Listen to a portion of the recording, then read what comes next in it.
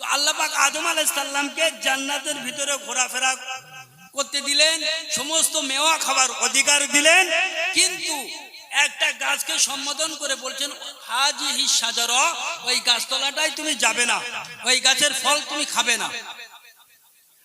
জান্নাতে ঘোরাফেরা করে সব আনন্দ ঠিক আছে, কিন্তু আদম আলাইহিস সালামের জন্য একটু মন মরা। আল্লাহ বলছেন আদম তুমি জান্নাতের ভিতরে আছো, সমস্ত জান্নাতে তুমি ঘোরাফেরা করছো, কিন্তু তোমার মন মরা কেন? বলছে আল্লাহ বলতে পারবো না, আমার যে মন খারাপ কেন এটা বলতে পারবো না। ভাই যেটা কেউ জানে না সেটা জানে কে? আল্লাহ জানে। আল্লাহ বলছেন আদম তোমার যে মন মরা কেন এটা আমি জানি, এটা আমি ভালো রূপে জানি। তোমার মনটা এত খারাপ কেন, মলিন কেন, এটা আমি আল্লাহ জানি। বলছে আল্লাহ কি? বলছে তোমার একটা বিবির দরকার বা তার নারীর দরকার। তোমার মন খারাপ, জান্নাত সব কিছু করছো, ঘোরাফেরা করছো, জান্নাতে মেওয়া খাচ্ছো, কিন্তু তোমার মন মরার কারণ হলো তোমার একটা বিবির দরকার, একটা নারীর প্রয়োজন। তো বাম পাজরের হাড় দিয়ে মা হাওয়া আলাইহিস সালামকে তৈরি করলেন, করার পরে জান্নাতের ভিতরে বসবাস করছেন, সব কিছু ঠিক আছে। হঠাৎ এক তারিখে শুনছেন একটা কচি বাচ্চার আওয়াজ, কান্নার আওয়াজ, কে যেন বিনিয়ে বিনিয়ে কাঁদছে। আদম আলাইহিস সালাম চিন্তা ভাবনা করছেন জান্নাতের ভিতরে তো আমরা দুজন, কেউ তো নেই, কিন্তু একটা ছোট্ট বাচ্চার কান্নার আওয়াজের মতো আওয়াজ হচ্ছে কোথা থেকে। লক্ষ্য করে দেখে আল্লাহ পাক যে গাছটার তলায় যেতে নিষেধ করেছিল ওই গাছের উপরে একটা ছোট্ট বাচ্চা কাঁদছে।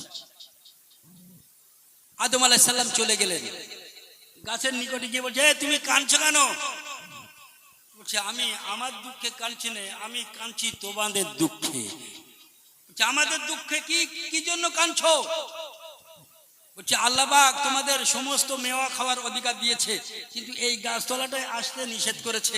কেন জানো? এই জন্য এই দুঃখে কাঁদছি, তোমাদের এই গাছতলাটায় আসা নিষেধ করলো তাই। বলছে কারণ? বলে কারণ হলো এই গাছের যদি কেউ ফল খায় কোনোদিন জান্নাত থেকে বিতাড়িত হবে না, আর তাদের কোনোদিন মরণও হবে না।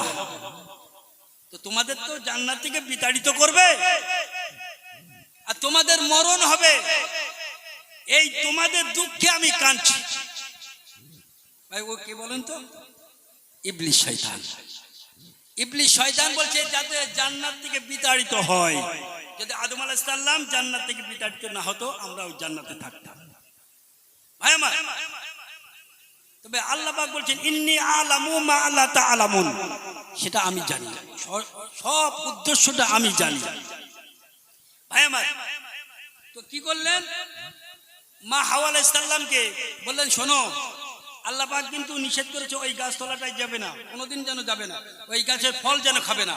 আচ্ছা বাবু, যদি কেউ নূতন বিয়ে করে এসে বাড়ি এসে বিবিকে প্রথম রাত্রে বলছে শোনো বিবি তুমি আজকে আমার ঘরে নূতন, আজকে তোমার সাথে দেখা সাক্ষাৎ আমার জীবনের প্রথম, তবে একটা কথা তোমার নিষেধ করব, ওই কথাটা কিন্তু তোমার মেনে চলতে হবে।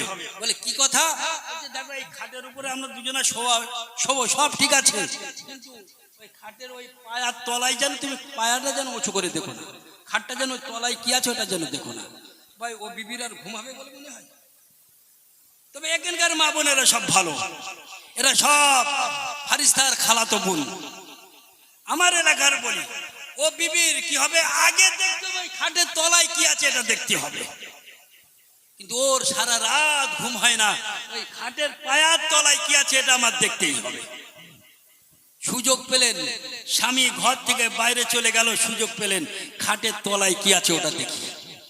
তো মা হাওয়া আলাইহিস সালামকে আদম আলাইহিস সালাম বললেন ওই গাছতলাটায় যাবে না, ওই গাছের ফল খেতে হবে না, ওই গাছের ফল যেন তুমি কোনোদিন খাবে না।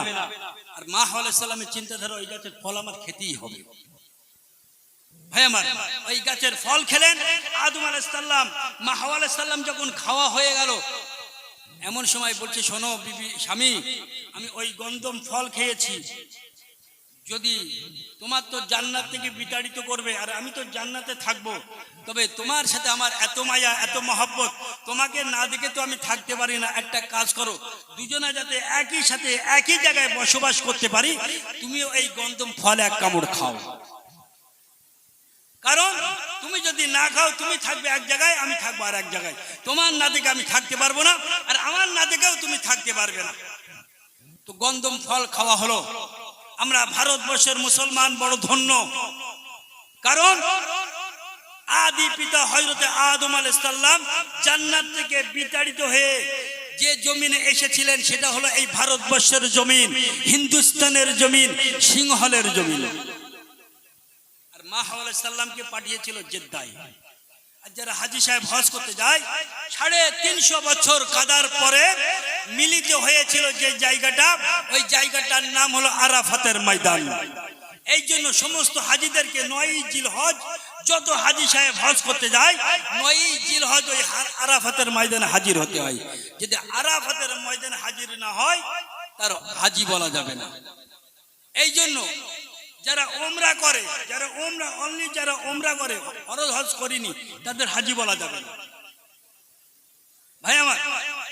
কারণ হজ হয় বছরে একবার, হজ হয় বছরে একবার, 9ই জিলহজ ভাই আমার। তো বিশ্বনবী জনাবে মুহাম্মদ রাসূলুল্লাহ সাল্লাল্লাহু আলাইহি সাল্লাম 1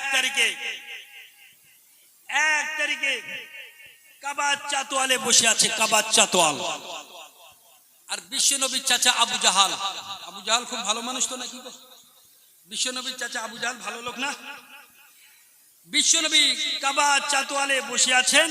আর আবু জাহালের দৈনন্দিন একটা অভ্যাস ছিল কি, সকালবেলা উঠে বিশ্ব নবীর কাছে নূতন নূতন সংবাদ শুনতো।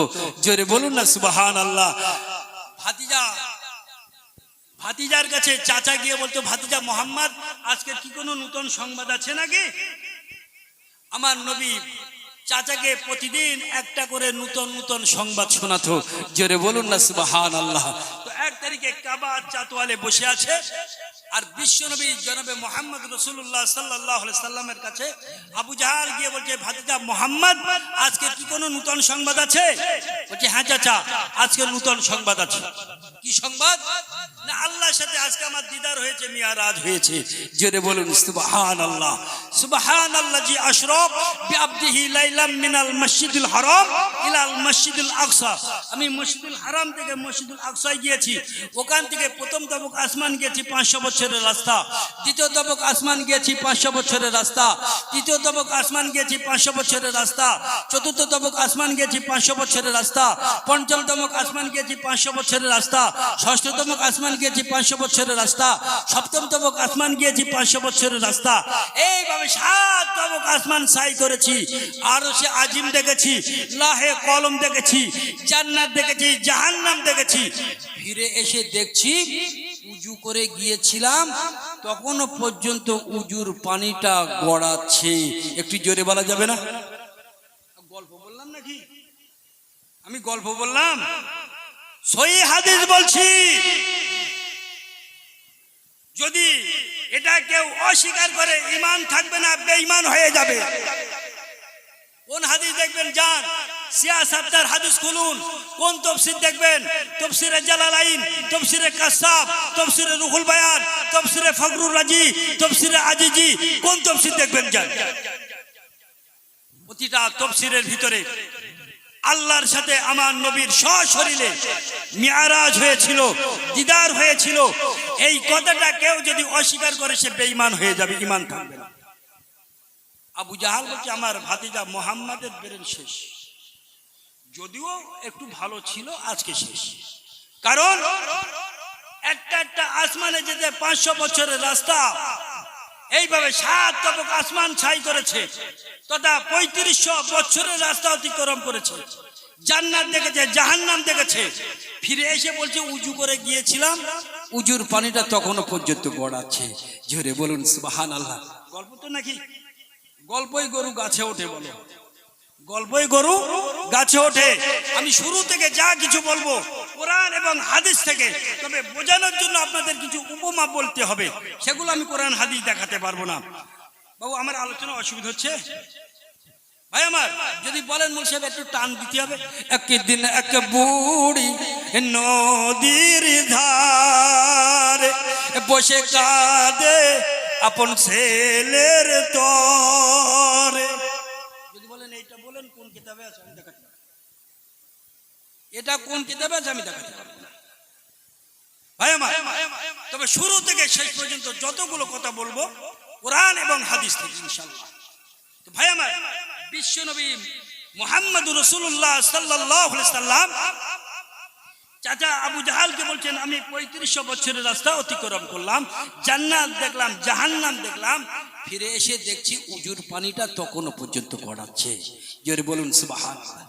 আবু জাহাল বলছে, আমার ভাতিজা মুহাম্মাদের ব্রেন আউট, পাগল। এ তো পাগলের কথা, কেউ বিশ্বাস করে নাকি? আবু জাহাল বলছে, ভাতিজা মুহাম্মদ, তুমি যে কথাগুলো আমাকে শোনালে, এই কথাগুলো আমি অন্যদের সাথে বলতে পারি? ভাই, নবীর কথা যদি কেউ অন্যদের সাথে বলে নবীর ক্ষতি হবে নাকি? আর যদি আমার আপনার বলে, চাচা তোমার একটা কথা শুনিস, আপনার বলে একটা কথা শুনেছি বলো, ও চাচার ঘুম হারাম হয়ে যাবে। কোন কথা শুনেছ তা ঠিক, কারণ আমার জীবনে যা ভুল আছে, আমার জীবনে যা অন্যায় আছে, কোন অন্যায়ের কথাটা শুনলো তার তো ঠিক নেই। চাচা যত সময় ওই ভাইপোর কথা না শুনে বল না, খোকা বল কি কথা শুনেছি একটু বল, রাতের ঘুম হবে বলে মনে হয়? ঘুম হবে না। তো আমার নবী বলছে, জান বলেন। আবু জাহাল চিন্তা ভাবনা করছে, আমার ইসলামের ভাঙন ধরাতে হবে, ইসলামকে ক্ষতি করতে হবে। ইসলামকে ক্ষতি করতে গেলে আমাকে হাত করতে হবে সিদ্দিক আকবর আবু বকরকে। আমি যদি আবু বকরকে হাত করতে পারি, ইসলাম অনেকটা ক্ষতিগ্রস্ত হয়ে যাবে। কোন আবু বকর? কুরবান যায়। আল্লাহ পাক আবু বকরের শান কোথায় বাড়িয়েছে, আবু বকরের ইজ্জত আল্লাহ কোথায় বাড়িয়েছে জানেন? 1 তারিখে একজন আনসারী মহিলা স্বপ্ন দেখলেন। স্বপ্ন কি স্বপ্ন? যে একটা মৌমাছি উড়ে আসলো, উড়ে এসে ঘরের পাঁচিলে ধাক্কা মারলো, মেরে মৌমাছিটা পড়ে গিয়ে মারা গেল। একজন আনসারী মহিলা স্বপ্ন দেখলেন যে একটা মৌমাছি উড়ে আসলো, উড়ে এসে ঘরের পাঁচিলে ধাক্কা মারলো। বাবু, এদিক ওদিক করলে আমার আলোচনা মুশকিল ঘটে যাবেন। দেখেছেন? আমার দিকে খেয়াল করেন। দেখেছেন ট্রেনে, কারণে পাশেই ট্রেন লাইন, ট্রেনে বিভিন্ন রকম হকারি ওঠে না? বিভিন্ন রকম হকারি ওঠে, যে যা মাল বিক্রি করে তাদের কণ্ঠে সেই সব মালের কথা বলে। কেউ বাদাম বিক্রি করে, কেউ ছোলা বিক্রি করে, কেউ মৌসুমী লেবু বিক্রি করছে, ইত্যাদি ইত্যাদি। আর একজন বেচারি ট্রেনে উঠে ট্রেনে চেয়ারে বসে হেলান দিয়ে ঘুমিয়ে পড়েছে, খুব ক্লান্ত হয়ে গেছে, ঘুমিয়ে পড়েছে। হঠাৎ একজন হকারি উঠেছে তরকারি আর রুটি নিয়ে, সে হাঁকছে, চাই তরকারি রুটি, চাই তরকারি রুটি। আর ও বেচারি ঘুমাচ্ছিল তো, ও ঘুমিয়ে ঘুরে শুনেছে চাই সরকারি রুটি। বুঝতে পেরেছেন? ও শুনেছে চাই সরকারি রুটি, ও চোখ ডলতে ডলতে বলছে, এদিকে আয়, এদিকে আয়। ও আসলো, আসার পরে বলছে দে। ও পেট ভরে তরকারি আর রুটি খেয়ে নিয়েছে। নেওয়ার পরে ও বেচারি বলছে, ভাই পয়সা দাও। বলছে, কিসির পয়সা? বলছে, তরকারি রুটি খেলে পয়সা দেবে না? বলছে, তুমি তো বললে সরকারি রুটি। বলছে, আমি সরকারি রুটি বলেছি না, আমি তরকারি রুটি বলেছি। বলছে, আসল ব্যাপারটা হচ্ছে আমি ঘুমাচ্ছিলাম তো, তুমি তরকারি রুটি বলেছো আর আমি শুনেছি সরকারি রুটি। ভাই, আমার কাছে একদম পয়সা নেই, কারণ আমি আলোচনা করবো আর আপনারা এদিক একবার ওই বাচ্চাকে এদিক ওদিক করবে, আমার দিকে খেয়াল অন্য মনে হয়ে গেলে তরকারি রুটির মতন শুনবেন, মুসিবতে পড়ে যাও ভাই। ভাই আমার, তো আনসারী মহিলা স্বপ্ন দেখলেন কি? একটা মৌমাছি উড়ে আসলো, উড়ে এসে ঘরের পাঁচিলে ধাক্কা মারলো, মেরে মৌমাছিটা পড়ে গিয়ে মারা গেল। স্বপ্ন দেখলেন, স্বপ্নের তাবির হয়। এই স্বপ্নটা দেখার পরে ওই আনসারী মহিলা বিশ্ব নবীর কাছে গেলেন, বলছি, ইয়া রাসূলুল্লাহ, ইয়া হাবিবাল্লাহ, হুজুর, আজকে রাত্রে আমি একটা স্বপ্ন দেখলাম। কি স্বপ্ন? না, একটা মৌমাছি উড়ে আসলো, উড়ে এসে ঘরের পাঁচিলে ধাক্কা মারলো, মেরে মৌমাছিটা পড়ে গিয়ে মারা গেল। আমার নবী বলছে, হে আনসারী মহিলা, তোমার স্বামী কি সফরে আছে? বলছে, জি। বলছে, তোমার স্বামী ইন্তেকাল করেছে, ইন্না লিল্লাহি ওয়া ইন্না ইলাইহি রাজিউন। আনসারী মহিলাটা চোখ মুছতে মুছতে ফিরে আসছে, কারণ স্বামী ইন্তেকাল করেছে। কাঁদবে না? কান্না আসবে না বাবু? স্বামী ইন্তেকাল করেছে। আনসারী মহিলাটা কাঁদতে কাঁদতে ফিরে আসছেন। হঠাৎ বাড়িতে আসলেন, মন মানতে চাচ্ছে না, হঠাৎ মনে পড়ে গেল আবু বক্করের কথা, যাই না দেখি আবু বক্করের কাছে একটু যাই, আবু বক্কর কি বলে একটু দেখি। আনসারী মহিলাটা চলে গেলেন সিদ্দিকে আকবর আবু বক্করের কাছে গিয়ে বলিনি, আনসারী মহিলাটা বলিনি যে ভাই আবু বক্কর আল্লাহ রসুলের কাছে গিয়েছিলাম, আল্লাহ রসুল এই কথাটা বলেছে, তাহলে তো ফয়সালা হয়ে যেত, এটা বলিনি। আনসারী মহিলাটা গিয়ে বলছে ভাই আবু বক্কর আজকে রাত্রে আমি একটা স্বপ্ন দেখলাম। কি স্বপ্ন? না একটা মৌমাছি উড়ে আসলো, উড়ে এসে ঘরের পাঁচিলে ধাক্কা মারলো, মেরে মৌমাছিটা পড়ে গিয়ে মারা গেল। আবু বক্কর বলছে এই আনসারী মহিলা তোমার স্বামী কি সফরে আছে? বলছে জি। বলছে তোমার স্বামী আজকে রাত্রে ঘরে ফিরে আসবে, একটু জোরে বলুন না সুবহানাল্লাহ। আমার নবী কি বললেন? ইন্তেকাল করেছে। আর আবু বক্কর কি বললেন? আজকে রাত্রে ঘরে ফিরে আসবে। বাবু যদি ইন্তেকাল করে কি করে ঘরে ফিরবে? আমি পরে আলোচনায় আসি, তো ওই আর একজন স্বপ্ন দেখছেন, স্বপ্ন শবে সাদেকের পূর্বে যে স্বপ্নগুলো দেখা হয় এই স্বপ্নগুলো অধিকাংশ সত্য সত্য স্বপ্ন হয়। আর এই স্বপ্নগুলো দেখে যাত্রার সাথে গল্প করবেন না। যারা স্বপ্নের তাবির করতে পারে হাক্কানি আল্লাহর ওলি হাক্কানি আলেমদের কাছে স্বপ্নের কথা বলবেন, ওই মাটি খাটা এর খাটা লোকের সাথে বলবেন না। বিশেষ করে শবে সাদেকের পূর্বে যে স্বপ্নগুলো দেখা হয়, নাও শবে সাদেক কাকে বলে? যে টাইমে বিশ্ব নবী দুনিয়ার জমিনে এসেছিলেন, জোরে বলুন সুবহানাল্লাহ। নাও সকাল নাও রাত। ভাই আমার একজন স্বপ্ন দেখছেন, কি স্বপ্ন? তিনি পেশাব করছেন, পেশাব করার পরে দেখছেন তানার পেশাবে 7টা কোরআন শরীফ ভিজে গেছে। তিনি ঠক ঠক করে কাঁপছে, আল্লাহ আমি কি স্বপ্ন দেখলাম, আমার পেশাবে 7টা কোরআন ভিজে গেল। ভয় হবার কথা না, পেশাবে কোরআন ভিজে গেছে আমার। তিনি ঠক ঠক করে কাঁপছে, আল্লাহ আমি কি স্বপ্ন দেখলাম, আমার পেশাবে 7টা কোরআন ভিজে গেল। ঠক ঠক করে কাঁপতে কাঁপতে সকালবেলা একজন হাক্কানি আল্লাহর ওলির কাছে গেলেন, হুজুর আজকে আমি রাত্রে স্বপ্ন দেখলাম। কি স্বপ্ন? না আমি পেশাব করছি, পেশাব করার পরে দেখলাম আমার পেশাবে 7টা কোরআন শরীফ ভিজে গেছে। আল্লাহর ওলি বলছে এ বেটা তুমি যখন পেশাব করছিলে তুমি জানতে ওখানে কোরআন শরীফ আছে? জি না। পেশাব করার পরে দেখলাম আমার পেশাবে 7টা কোরআন ভিজে গেছে। আল্লাহর ওলি বলছে যা বেটা তোর তকদির চুপকে গেছে, বেটা তোর 7টা পুত্র সন্তান হবে, তাও 7টা পুত্র সন্তান হাফেজে কোরআন হবে। জোরে বলুন না সুবহানাল্লাহ। তোর 7টা পুত্র সন্তান হবে, তাও 7টা পুত্র সন্তান হাফেজে কোরআন হবে, কোরআনের হাফেজ হবে। একটু জোরে বলুন সুবহানাল্লাহ। স্বপ্ন দেখলেন কেমন, আর তার তাবির হলো কেমন? স্বপ্নের তাবির হয়। ভাই আমার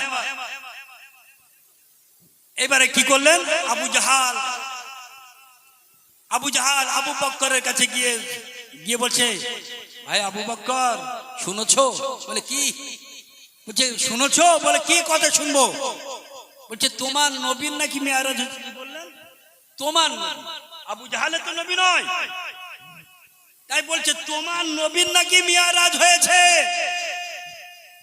7টা বুক আসমান ছাই করেছে, আরশে আজিম দেখেছে, লাহে কলম দেখেছে, জান্নাত দেখেছে, জাহান্নাম দেখেছে।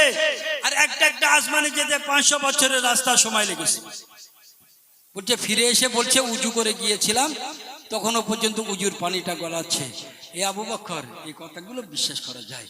এ কথা তো পাগলের কথা, এ কথাগুলো কি মানা যায়? বলছে এ কথাগুলো কে বলেছে? বলছে এ কথাগুলো তোমার নবী বলেছে। ওই সময় আবু বক্কর বলল হে আবু জাহাল তুমি যে কথাগুলো আমাকে শোনালে এই কথাগুলো যদি আমার নবীর কথা হয়, আমি আবু বক্কর নবীর মিয়ারাজ আমি গ্রহণ করে নিলাম, মেনে নিলাম। একটু জোরে বলুন না সুবহানাল্লাহ। আবু জাহাল চিন্তা ভাবনা করছেন, আমি চেয়েছিলাম ইসলামের ভাঙন ধরাতে, ইসলামের ক্ষতি করতে, আমি চেয়েছিলাম আবু বক্করকে হাত করতে, কিন্তু আবু বক্কর তো হাত হলো না। ভাই আমার এই কথাগুলো শোনার পরে আবু বক্কর সিদ্দিকে আকবর আবু বক্কর আমার নবীর দরবারে চলে গেল। চলে যাবার পরে বলছি, ইয়া রাসূলুল্লাহ, হে ইয়া হাবিবাল্লাহ, হুজুর আমি আপনার মিরাজ যাচাই করবার জন্য আসি নাই। আমি আপনার মিরাজ যাচাই করবার জন্য আপনার কাছে আসি নাই। আমি এসেছি আপনার চাচা আবু জাহাল আপনার নামে কিছু কথাবার্তা বলেছে। ওই কথাবার্তার ভিতরে কতটা সত্য আছে, কতটা মিথ্যা আছে, এটা যাচাই করবার জন্য আপনার কাছে এসেছি। আপনার মিরাজ যাচাই করতে আমি আসি না। জোরে বলুন সুবহানাল্লাহ। আপনার চাচা আবু জাহাল আপনার নামে কিছু কথাবার্তা বলেছে। ওই কথাবার্তার ভিতরে কতটা সত্য, কতটা মিথ্যা, এটা যাচাই করতে এসেছি, কিন্তু আপনার মিরাজ যাচাই করতে আমি আসিনি। আমার নবী বলছে, বাবা আবু বকর, আমার চাচা আবু জাহাল কি শুনেছে? বলছি, ইয়া রাসূলুল্লাহ, হুজুর এই কথা শুনেছে। বলছে, আমার চাচা আবু জাহাল যে কথাগুলো শুনিয়েছে, আমি নবী মুহাম্মদ রাসূলুল্লাহর কথাই শুনিয়েছে। জোরে বলুন সুবহানাল্লাহ। ওই সময় আবু বকর বলেছিল, এই কথাগুলো যদি আমার নবীর কথা হয়, আমি ইয়া রাসূলুল্লাহ, ইয়া হাবিবাল্লাহ, হুজুর আমি আপনার মিরাজ গ্রহণ করে নিলাম, মেনে নিলাম। জোরে বলুন সুবহানাল্লাহ। আমার নবী বলছে, বাবা আবু বকর, তোমার কোনো প্রশ্ন নাই, তুমি আমাকে জিজ্ঞাসা করবে না আমি কেমন করে গেলাম, কিভাবে গেলাম মিরাজে, জিজ্ঞাসা করবে না। ইয়া রাসূলুল্লাহ, হুজুর প্রশ্নের অবকাশ থাকতে পারে না। বেশক আল্লাহর সাথে আপনার দিদার হয়েছে, মিরাজ হয়েছে। জোরে বলুন সুবহানাল্লাহ। ভাই আমার, এই আমরা এই আলেমেরা কিছু কিছু নবীর শানকে অনেকটা নিচু করে দিই। যেমন আমরা একটা কিয়ামে একটা শলোক পড়ি, কি পড়ি জানেন? জিবরাইল ডাকে বারে বার, খুলে দাও আসমানের দুয়ার, এসেছেন নবী ঈদের সরদার, হবে যে আল্লাহ আরো দিদার। পড়িত নাকি গো? এটা পড়িত নাকি গো বাবু? এতে নবী শান কমলো না বাড়লো? ভাই আমার, আমি ভেঙে বলি, বিশ্ব নবী জনাবে মুহাম্মদ রাসূলুল্লাহ সাল্লাল্লাহু আলাইহি সাল্লাম যেদিন মিরাজে যায়, সেই দিন আরাম করছিলেন যে বিবির ঘরে, ওই বিবিটার নাম ছিল উম্মে হানি। উম্মে হানির ঘরে আরাম করছেন। আল্লাহ জিবরাইলকে বলছে, জিবরাইল যাও, আমার হাবিবের সাথে আমি একটু দেখা করব, মিরাজ করব। জোরে বলুন সুবহানাল্লাহ। আমার হাবিবকে একটু নিয়ে এসো। উম্মে হানির ঘরে আমার নবী আরাম করছেন। জিবরাইল আলাইহিস সালামের সাহস নাই ঘরের ভিতরে ঢোকা। জিবরাইল ঘরের ভিতরে ঢুকতে পারে না। উম্মে হানির ঘরের বাইরে দাঁড়িয়ে আছে। সাধ্য নাই জিবরাইলের ঘরের ভিতরে ঢোকার, সাধ্য নাই। এমন সময় আমার নবী আরাম করছেন, ঘুম ভাঙে না। জিবরাইল আলাইহিস সালাম জিবা মোবারকটা নবীজির পায়ের তলায় দিয়ে শিরশির দিতে লাগলো, যাতে আমার নবীর ঘুমটা ভাঙে। নবীর ঘুমটা ভেঙে গেল। যাওয়ার পরে নবী বলছেন, ভাই জিবরাইল কি ব্যাপার? না ইয়া রাসূলুল্লাহ, হুজুর আজকে আপনার সাথে আল্লাহর দিদার হবে, মিরাজ হবে। জোরে বলুন না সুবহানাল্লাহ। আপনি চলেন, আল্লাহ আপনার জন্য ইন্তজার করছে, আপনি কখন যাবেন আপনার জন্য অপেক্ষায় আছে। আল্লাহ আপনার জন্য দিদারে আছে। জোরে বলুন সুবহানাল্লাহ। বলছে, আমি কি করে যাব? বলছে, আপনার জন্য একটা গাড়ি এনেছি, আপনার জন্য একটা গাড়ি এনেছি, ওই গাড়িতে সওয়ার হবেন, নিয়ে যাওয়া হবে। যে গাড়িটা এসেছিল ওই গাড়িটার নাম হলো বুরক। যে গাড়িটা এসেছিল ওই গাড়িটার নাম হলো বুরক। আমার নবী বুরকের উপরে সওয়ার হলেন। সওয়ার হওয়ার পরে চতুর্থ আসমান পর্যন্ত গেল। চতুর্থ আসমানে যাওয়ার পরে জিবরাইল বলছে, আমার দ্বারা অসম্ভব, কারণ এর থেকে যদি আমি এক কদম উপরে বাড়ি, আল্লাহ পাক আমাকে 600 ডানা দান করেছেন। জিবরাইল আলাইহিস সালামের এই পালকের সংখ্যা ছিল 600। একবার করে এমন পালকের ঝাপটা মারত, 500 বছরের রাস্তা অতিক্রম করত। জোরে বলুন না সুবহানাল্লাহ। বলছে, আমার দ্বারা আজ যাওয়া সম্ভবপর নয়, কারণ এর থেকে যদি আমি উপরে যাই, আল্লাহর নূরের তাজাল্লিতে আমার ওই 600 ডানা পুরে ছাই হয়ে যাবে। ভাই ফারিস্তারা কিসের তৈরি? একটু কথা বলে। নূরের তৈরি। আমার নবী কিসের তৈরি?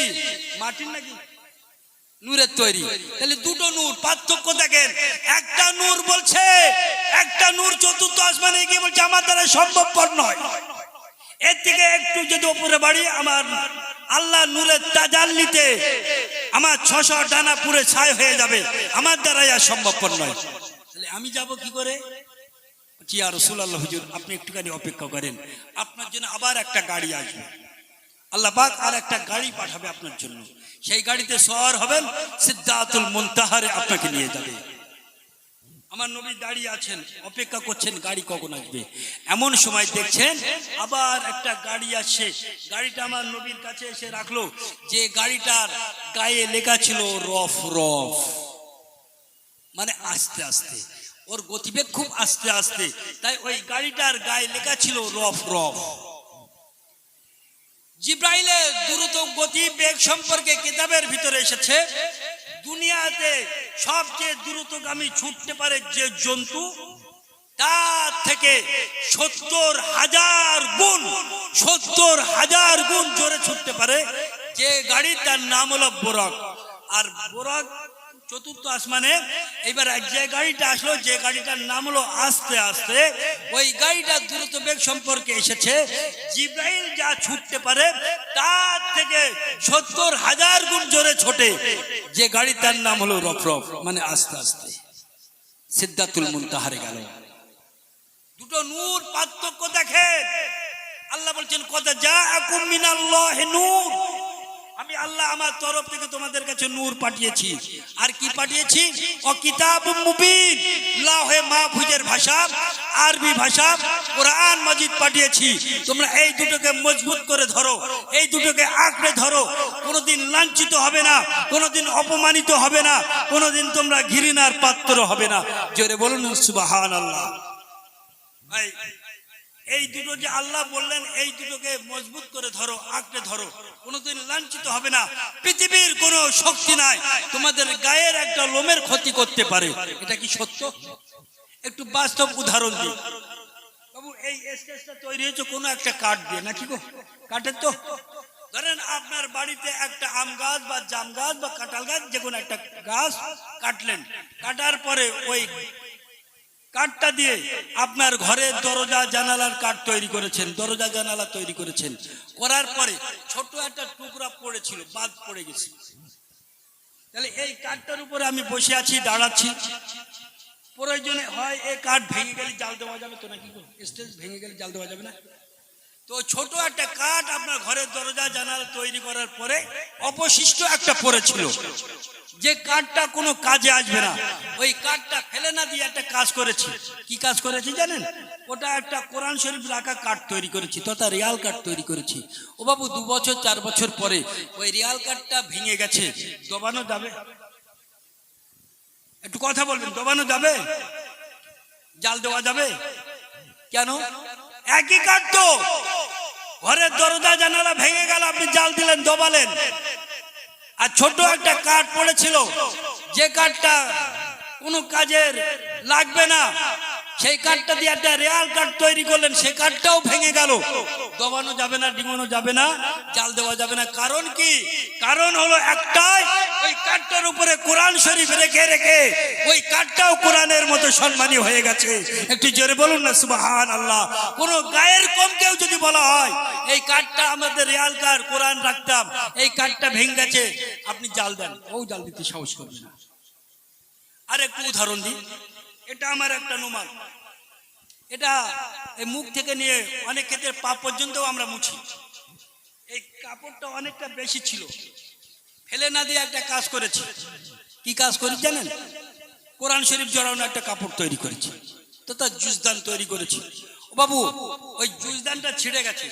এই ভালো অবস্থায়, নতুন অবস্থায় পা পর্যন্ত মুছি, আর ওই কোরআন শরীফ জড়ানো কাপড়টা ছিঁড়ে গেছে, পা মোছা যাবে? কেন? একই কাপড় তো। পার্থক্য হলো এটাই, ওর উপরে কোরআন জড়িয়ে জড়িয়ে ওই কাঠটা, কাগজ, কাপড়টাও কোরআনের মতো হয়ে গেছে। জোরে বলুন না সুবহানাল্লাহ। তাহলে আমাদের কাছে যদি কোরআন থাকতো, আমরা কোরআনের মতো সম্মানী হতে পারতাম না? কোরআনকে আমরা দূরে ঠেলে দিয়েছি বলে, নবী সুন্নতকে আমরা জলঞ্জলি দিয়েছি বলে আমাদের উপরে অত্যাচার নির্যাতন। ভাই আমার, আল্লাহ বলছেন কদ জাআকুম মিনাল্লাহি নূর, আমার তরফ থেকে তোমাদের কাছে নূর পাঠিয়েছি, আর পাঠিয়েছি ও কিতাবুম মুবিন, লাহে মাহফুজের ভাষা, আরবি ভাষা কোরআন মাজিদ পাঠিয়েছি। তোমরা এই দুটোকে মজবুত করে ধরো, এই দুটোকে আঁকড়ে ধরো। কোনোদিন তোমরা লাঞ্ছিত হবে না, তোমরা কোনোদিন অপমানিত হবে না, তোমরা কোনোদিন ঘৃণার পাত্র হবে না। কিন্তু কোরআন আর নবী সুন্নতকে দূরে ঠেলে দেওয়ার কারণে আমাদের উপরে এসেছে অত্যাচার। আমার নবী কেমন নূর! 1 তারিখে আম্মাজান আয়েশা সিদ্দিকা রাদিয়াল্লাহু তাআলা আনহা, আমার নবী আম্মাজান আয়েশার জানুর উপরে, উরাতের উপরে মাথা রেখে আরাম করছেন। এমন সময় আম্মাজান আয়েশা বলছেন, মা শালুকা ইয়া রাসূলুল্লাহ, মা শালুকা ইয়া রাসূলুল্লাহ, হুজুর আপনি আসলে কি একটু বলবেন? আম্মাজান আয়েশা চিনতে পারিনি আমার নবীকে, আম্মাজান আয়েশা আমার নবীকে চিনতে পারেনি, তাই বলছেন মা শালুকা ইয়া রাসূলুল্লাহ, হুজুর আপনি আসলে কি বলবেন? আমি আপনার বিবি আয়েশা, আপনাকে দেখতে পাই, আপনি মক্কা মদিনার জমিনে ভ্রমণ করছেন। আমি আয়েশা আপনাকে দেখতে পাই, আপনি সাহাবাদের সাথে মক্কা মদিনার জমিনে ঘোরাঘুরি করছেন।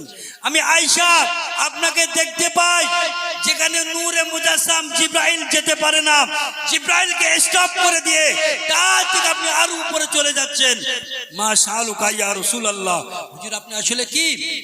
আমি আয়েশা আপনাকে দেখতে পাই, আপনি যখন মক্কা মদিনার জমিনে চলেন, আপনার ছায়াটা মক্কা মদিনার জমিনে পড়ে না। একটু জোরে বলুন সুবহানাল্লাহ। আপনার ছায়াটা মক্কা মদিনার জমিনে পড়ে না, আপনি আসলে কি? আমার নবী বলছে, ও বিবি আয়েশা আমি আসলে কি তুমি দেখবে? আমি কি তুমি জানো? বলছি জি না। বলছে, ও বিবি আয়েশা একটা কাজ করো, ওই ঘরের থেকে কম্বলটা নিয়ে এসো। দুটো রিওয়ায়েত এসেছে এখানে, দুটো রিওয়ায়েত এসেছে। একটা রিওয়ায়েতে এসেছে কম্বল, আর একটা রিওয়ায়েতে এসেছে চাদর। দুটো রিওয়ায়েত এসেছে, তো বেশি রিওয়ায়েতে এসেছে কম্বল। বলছে ওই মুজাম্মিলওয়ালা কম্বলটা নিয়ে এসো। আম্মাজান আয়েশা কম্বলটা নিয়ে আসলেন। বাবা আলোচনা অসুবিধা হচ্ছে নাকি? কম্বলটা নিয়ে এসো। কম্বলটা নিয়ে আসলেন, আনার পরে বিবি আয়েশাকে বলছে, বিবি আয়েশা ওই কম্বলটা আমার পিছন দিক থেকে দাও, পিছন দিক থেকে দাও। আম্মাজান আয়েশা আমার নবীর পিছন দিক থেকে কম্বলটা দিয়ে দিলেন। দেওয়ার পরে কম্বলের 4টে কোণ আম্মাজান আয়েশার হাতে দিয়ে বলছে, বিবি আয়েশা, ও বিবি আয়েশা এই কম্বলের 4টে কোণ ধরে এবার তুমি টানো। কম্বলের এই 4টে কোণ ধরে তুমি টানো। আম্মাজান আয়েশা সিদ্দিকা রাদিয়াল্লাহু তাআলা আনহা নবীর পিছন দিক থেকে দেওয়া কম্বলের 4টে কোণ ধরে যখন টানলো, আমার নবীর শরীর ভেদ করে কম্বলটা বাইরে চলে আসলো। জোরে বলুন না সুবহানাল্লাহ। আম্মাজান আয়েশা বলছে, মা শালুকা ইয়া রাসূলুল্লাহ, হুজুর আপনি টানা না হয়ে এসে আপনার শরীর ভেদ করে কম্বল বেরিয়ে আসলো। মা শালুকা ইয়া রাসূলুল্লাহ, হুজুর আপনি আসলে কি বলেন? আপনি কি? বাবু আমার এই চাদরটা দিয়ে যদি বলি, বাবু একটু টানেন দিন, আমি চেয়ারে থাকবো না নিচে যাব? তো বলছে কম্বলের 4টে কোণ ধরে টানো। যাই হোক, পরবর্তী বক্তব্য এসেছে, আমার অসম্পূর্ণ বক্তব্য আমি ইতি টানছি। আল্লাহ পাক আমাদের শোনার থেকে বেশি বেশি করে আমল করার তৌফিক দান করেন। সকলে বলি আল্লাহুম্মা আমিন। আল্লাহ পাক আমাদের মরণের আগে